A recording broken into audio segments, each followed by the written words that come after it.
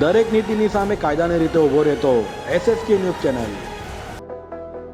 સુરતમાં દારૂબંધીના ધજાગરા ઉડાડનાર બુટલેગરો અને ખેપિયાઓ પાસેથી ઝડપાયેલા લાખોની કિંમતના દારૂનો જથ્થો ઝોન 4ની ટીમ દ્વારા નાશ કરાયો હતો. સુરતમાં દારૂબંધી હોવા છતાં બુટલેગરો દારૂનો વેપલો કરે છે, ત્યારે સુરતના ઝોન 4માં આવેલ અલગ અલગ પોલીસ મથકો જેમાં ખટોદરા, અઠવા, ઉમરા, વેસુ અને અલથાણમાં ઝડપાયેલા આશરે 50 લાખથી વધુની કિંમતના દારૂના જથ્થાને ડિંડોલી ખાતે નાશ કરાયો હતો. दारूनी बोतलों पर बुलडोजर फेरवी दई नाश करायो હતો.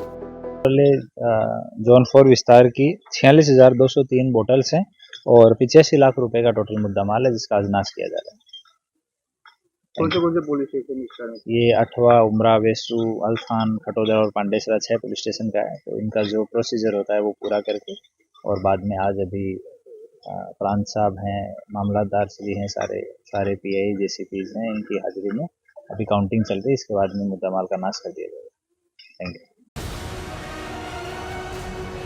દરેક નીતિની સામે કાયદાની રીતે ઊભો રહેતો એસએસકે ન્યૂઝ ચેનલ.